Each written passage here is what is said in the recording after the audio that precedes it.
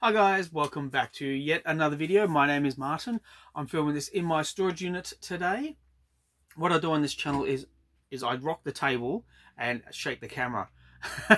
I show off 4 books from random and I end on a key issue. Yeah, this is a kind of a big key issue. It's the first appearance of a major DC character. Now, the first book I want to show off, and someone has gotten a pen and they've put a price tag over the number. So I think this is issue 151 of Captain America. You can see they put it's 80 cents now, 80 cents, and the condition it's in. I think 80 cents is an accurate price for this book because it's dinged up, and the black cover doesn't particularly help because it shows off all the imperfections.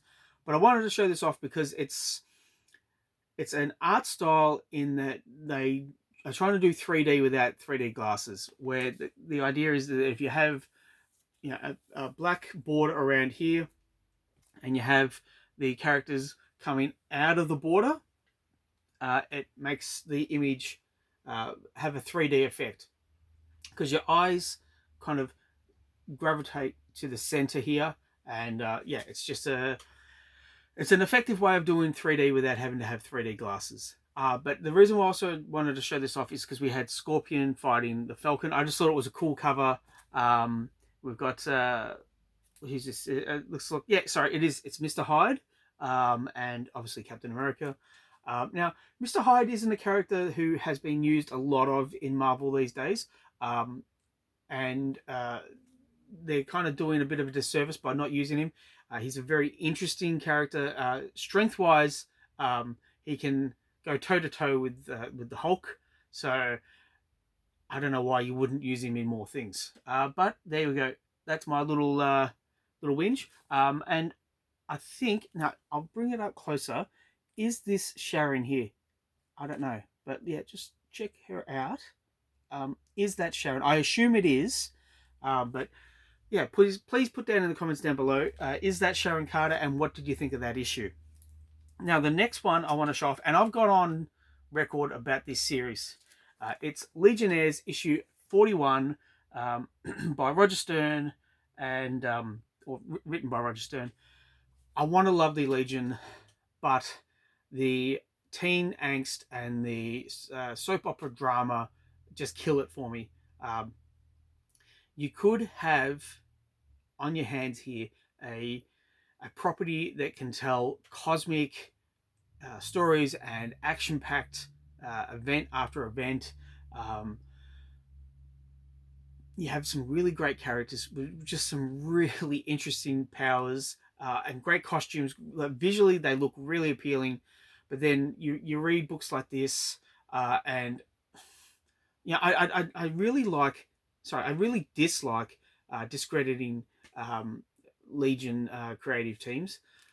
But for me, it's just they concentrate too much on the teen angst and the soap opera drama, and it just kills the story. It kills the momentum.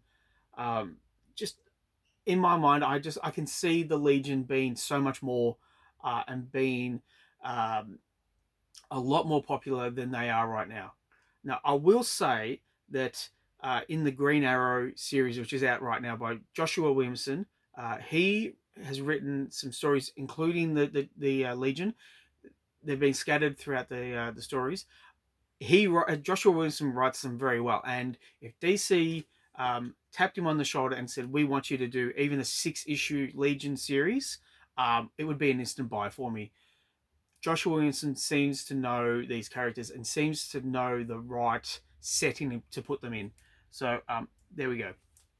Now, the next issue I want to show off, it's by Rick Leonardi. It's Sensational She-Hulk issue 11, and it's got the adventures of Pseudo-Man.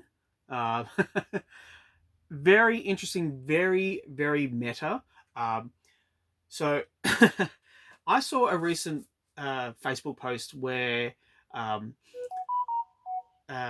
sorry if you just heard my phone go off, but yeah, I saw this Facebook post where they were saying Deadpool is the only character to know about Stan Lee and to know that Stan Lee has passed away. And in the comment section, everyone was saying, what about She-Hulk? What about She-Hulk? She breaks the fourth wall constantly, especially in this series. And she did meta before meta was meta. It's played up for comedic angles. It was played in the She-Hulk TV show for better or worse. But in this series, I think it particularly works well. And yeah, there we go. Now, the key issue for the video, the big first appearance of a DC character. And I haven't read this yet, so after I film this, I'm going to bring this home and I'm going to read it tonight because I really need to read these keys. Here it is here. It's Mr. Miracle issue 4 by Jack Kirby. First appearance of Big Barda. Now, I had bought Mr. Miracle issue 1, first appearance of Mr. Miracle, and I thought it was great. But it got me thinking, what's the first appearance of Shiloh Norman? And particularly, what is the first appearance of Big Barda? And it's this issue. I found it online. I was looking on eBay and all these other places. And then I found a local friend that had a copy of it. So I reached out. I said, can we work out a deal? And he's like, yep, sure. Bang, bang, bang. It was delivered to my house. I'm very happy to now own a copy of Big Barda's first appearance. The only thing now is I need to read it. Because, particularly at the end of the year, I was buying a whole lot of these key issues and I would store them away. And that does no one any good. You need to buy these books and you need to read them and enjoy them because that's what comics is all about. Whether it's the first appearance of Big Barda, whether it's issue 11 of Sensational She-Hulk, whatever. If it's a book that interests you for whatever reason, buy it, take it home, read it, and hopefully enjoy it and fall in love with this medium that is comic books, because that's what we're here for.